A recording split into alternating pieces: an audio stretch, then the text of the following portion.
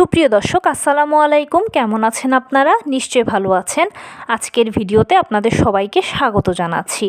আজকে আমি আপনাদের সাথে শেয়ার করব কিভাবে ময়শ্চারাইজার ব্যবহার করলে সেই ময়শ্চারাইজারটা 100% আপনার স্কিনে কাজ করবে। চলুন জানাচ্ছি সব কিছু।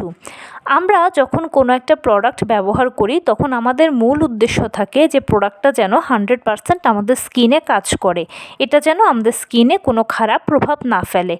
এখন অনেক সময় দেখা যায় যে প্রোডাক্ট 100% আমাদের স্কিনে কাজ করে না। এটা না করার পেছনে একটা বড় কারণ হচ্ছে সঠিক ব্যবহার না জানা বা সঠিকভাবে ব্যবহার না করা। সেরকমই হচ্ছে ময়শ্চারাইজার শীতকালে আমাদের আবশ্যকীয় একটা উপাদান। আর শুধু শীতকাল নয়, সারা বছরই কিন্তু আমাদের ময়শ্চারাইজার ব্যবহার করা উচিত, কারণ ময়শ্চারাইজারের কাজই হচ্ছে স্কিনকে ময়েস্ট করা, মানে হচ্ছে স্কিনে তেল ও পানির ব্যালেন্সকে সমান করে স্কিনকে বেবিদের মতো সফট করা, মসৃণ করা।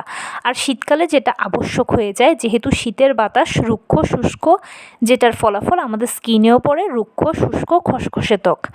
এখন ময়শ্চারাইজার 100% আপনার স্কিনে কাজ করবে, সেটা আপনি যদি এইভাবে ব্যবহার করেন। ব্যবহার কি করতে হবে? সিম্পলি আপনি যখনই মুখ ধোবেন তখন মুখের পানিটা হালকা যখন মুখে থাকবে তখনই আপনারা ময়শ্চারাইজারটা ব্যবহার করবেন।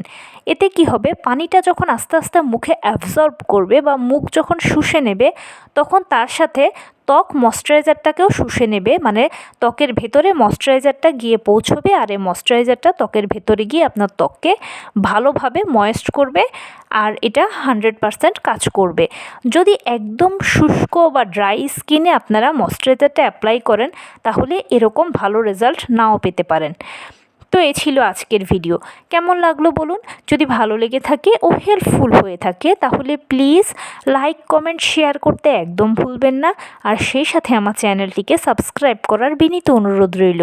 পাশে থাকা বেল আইকনটি ক্লিক করে দেবেন যেন আমি ভিডিও আপলোড করার সাথে সাথে আপনারা নোটিফিকেশান পেয়ে যান। যদি কোনো প্রশ্ন থাকে কমেন্টসে জানাবেন, আমি রিপ্লাই দেব। প্লাস যদি কোনো পরামর্শ থাকে যে কোন বিষয়ের উপরে ভিডিও বানালে আপনারা উপকৃত হবেন সেটাও জানাবেন। আমি আপনাদের পছন্দের সর্বোচ্চ প্রায়োরিটি দেব। ভালো থাকবেন, সুস্থ থাকবেন। আসসালামু আলাইকুম।